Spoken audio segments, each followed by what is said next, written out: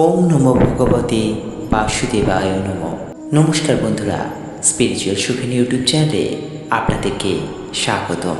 আজ 15ই শ্রাবণ, ইংরাজি 31শে জুলাই, বুধবার। আজ পালিত হচ্ছে কামিকা একাদশী। শ্রাবণ মাসের কৃষ্ণপক্ষের একাদশী তিথি কামিকা একাদশী তিথি বলা হয়। এটি সর্বার্থ সিদ্ধি যোগ নামে পরিচিত। ভগবান বিষ্ণুর জন্য কামিকা একাদশী পালন করা হয়। একাদশী তিথি 30শে জুলাই বিকেল 4:44 শুরু হয়েছে এবং আজ 31শে জুলাই বিকাল 3:55 তা সমাপ্তি হবে। ধর্মীয় শাস্ত্র অনুসারে যে ব্যক্তি ভগবান বিষ্ণুর উপাসনা করেন তিনি সুখ সমৃদ্ধি ও ধন ও যশ লাভ করেন।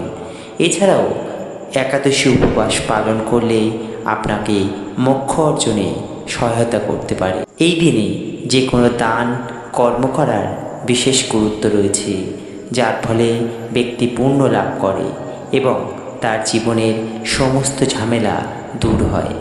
একাদশীর উপবাস করলে অক্ষয় পুণ্য পান।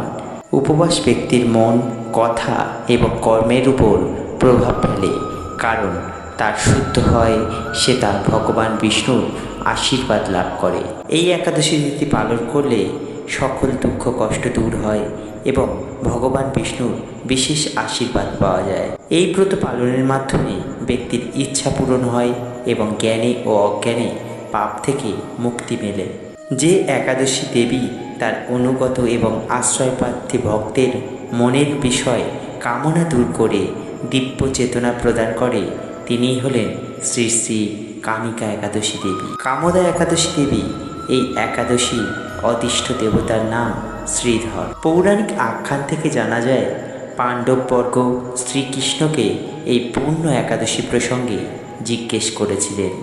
তখন তিনি প্রজাপতি ব্রহ্মা ও দেবর্ষী নারদের সূত্র ধরে পাণ্ডবদের জানাচ্ছেন যে অন্যান্য দেব একাদশীর মতো এই একাদশীও আধ্যাত্মিক জগতের যাত্রীদের সহায়ক, পরম মঙ্গলদায়ক ও আনন্দদায়ক। শাস্ত্রীয় বিধান মেনে এবং নিষ্ঠা ভরে এই ব্রত সমাপন করলে সাধকের বিষ্ণুলোক প্রাপ্ত হয় এবং বৈকুণ্ঠ ধামও প্রাপ্ত হয়। শ্রাবণ কৃষ্ণপক্ষিয়া কামিকা একাদশী সম্পর্কে ব্রহ্মবৈবর্ত পুরাণে যুধিষ্ঠির শ্রীকৃষ্ণ সংবাদে বর্ণনা হয়েছে। এই কামিকা একাদশী পালন করলে মোক্ষ প্রদান করে। কামিকা একাদশী ব্রতের গুরুত্ব বর্ণনা করেছেন স্বয়ং ভগবান শ্রীকৃষ্ণ। বিশ্বাস করা হয় এই ব্রত পালনের মাধ্যমে ব্যক্তির সমস্ত ইচ্ছা পূরণ হয়। কামিকা একাদশী ব্রত পূর্ববর্তী জীবনের পাপ থেকেও মুক্তি মেলে। যারা নিজেদের পাপ সম্পর্কে ভয় পায় এবং মুক্তি পাওয়ার জন্য একাদশীর ব্রতের চেয়ে ভালো আর কোনো উপায় নেই। একাদশীর দিন ভগবান বিষ্ণুর পূজা করা অত্যন্ত লাভদায়ক। মহাভারতে স্বয়ং ভগবান কৃষ্ণ যুধিষ্ঠির এবং অর্জুনকে এই একাদশীর উপবাসের গুরুত্ব সম্পর্কে বলেছিলেন। বন্ধুরা, এখন আমরা জেনে নেব এই একাদশী বাড়িতে কিভাবে পালন করবেন। কামিকা একাদশীর দিন যারা ব্রত করবেন তাদের খুব ভোরবেলা ঘুম থেকে উঠে স্নান করে পরিষ্কার বস্ত্র পরিধান করা উচিত। প্রথমে ব্রতের সংকল্প গ্রহণ করুন এবং চারিদিকে গঙ্গাজল ছিটিয়ে ও গঙ্গাজল দিয়ে পূজার জায়গা পরিষ্কার করে নিন। এই দিন ভগবান বিষ্ণুর পূজা করা হয়। দুধ, পঞ্চামৃত, ফল, হলুদ ফুল, তিল ইত্যাদি শ্রীহরিকে অর্পণ করা হয়। এই দিন বেশিরভাগ সময় ভগবান বিষ্ণুর নাম স্মরণ করলে। বন্ধুরা, এখন আমরা জেনে নেব এই একাদশীর ব্রত কথা। যুধিষ্ঠির মহারাজ শ্রীকৃষ্ণকে বললেন, হে গোবিন্দ, হে বাসুদেব, শ্রাবণ মাসের কৃষ্ণপক্ষের একাদশীর নাম এবং মাহাত্ম্য সবিস্তারে আমার কাছে বর্ণনা করুন। আমি শুনতে অত্যন্ত আগ্রহী।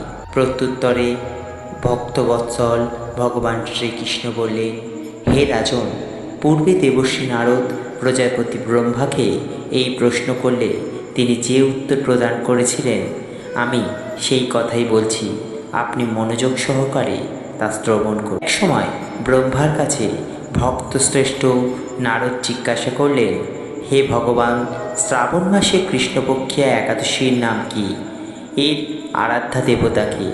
সেই ব্রতের বিধি বা কীরকম?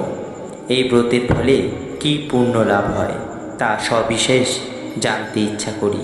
আপনি কৃপা করে আমাকে জানালে আমার জীবন ধন্য হবে। ব্রহ্মা অত্যন্ত সন্তুষ্ট হলেন।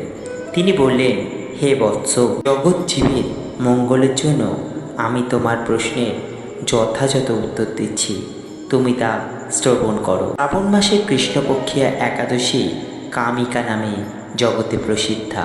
এই একাদশীর মাহাত্ম্য শ্রবণে বাজপেয় যজ্ঞের ফল লাভ হয়। ভগবান শ্রীহরির পূজা অর্চনা অপরিমিত পূর্ণ ফল দান করে। গঙ্গা, গোদাবরী, কাশী, নৈমিষ্যকরণে, পুষ্কর ইত্যাদি তীর্থদর্শনের সমস্ত ফল একমাত্র কৃষ্ণ পূজার মাধ্যমে কোটি গুণ লাভ করা যায়। সাগর অরণ্যযুক্ত পৃথিবী দানের ফল, দুগ্ধবতী গাভী দানের ফল অনায়াসে এই ব্রত পালনে লাভ হয়। যারা পাপপূর্ণ সাগরে নির্মগ্ন, এই ব্রতই তাদের উদ্ধার করতে পারে। এরকম পবিত্র পাপনাশক শ্রেষ্ঠ ব্রত আর জগতে নেই। শ্রীহরি স্বয়ং এই মাহাত্ম্য কীর্তন করেছেন। ওর অরণ্যযুক্ত পৃথিবী দানের ফল, দুগ্ধবতী গাভী দানের ফল অনায়াসে এই ব্রত পালনে লাভ হয়। যারা পাপপূর্ণ সাগরে নিমগ্ন, পবিত্র পাপনাশক শ্রেষ্ঠ ব্রত আর জগতে নেই। এই মাহাত্ম্য কীর্তন করেছেন। রাত্রি জাগরণ করে যারা এই ব্রত পালন করেন তারা কখনো দুঃখ দুর্দশাগ্রস্ত হন না। এই ব্রত পালনকারী কখনো নিম্নজনী প্রাপ্ত হন না। সপ্রিয়া তুলসী পত্রে যিনি শ্রীহরির পূজা করেন, পদ্মপাতার জলের মতো তিনি পাপে নির্লিপ্ত থাকে। তুলসীপত্র দিয়ে বিষ্ণু পূজায় ভগবান যেমন সন্তুষ্ট হন, মণিমুক্তাদি মূল্যবান রত্ন মাধ্যমেও তেমন প্রীত হন না। কেশবকে তুলসী মঞ্জরি দিয়ে পূজা করেন, তার জন্মার্জিত সমস্ত পাপ ক্ষয় হয়। সঙ্গে ব্রহ্মা বলেন, হে নারদ, যিনি তুলসী প্রত্যাহ দর্শন করেন তার সকল পাপ রাশি বিদূরিত হয়ে যায়। তাকে স্পর্শ করেন, তার পাপ মিলন দেহ পবিত্র হয়। তাকে প্রণাম করলে সমস্ত রোগ দূর হয়। তাকে জল সিঞ্চন করলে যৌম তার কাছে আসতে ভয় পান। চরণে তুলসী অর্পিত হলে অপদ ভক্তি লাভ হয়। তাই কৃষ্ণ ভক্তি প্রদায়িনী তোমায় প্রণাম করি। যে ব্যক্তি হরিবাসরে ভগবানের সামনে দীপদান করেন, চিত্রগুপ্ত তার পুণ্যের সংখ্যা হিসাব করতে পারে না। তার পিতৃপুরুষেরাও পরম তৃপ্তি লাভ করেন। শ্রীকৃষ্ণ বললেন, হে রাজন, আমি আপনার কাছে সর্বপাপহারিণী কামিকা একাদশীর মাহাত্ম্য বর্ণনা করলাম।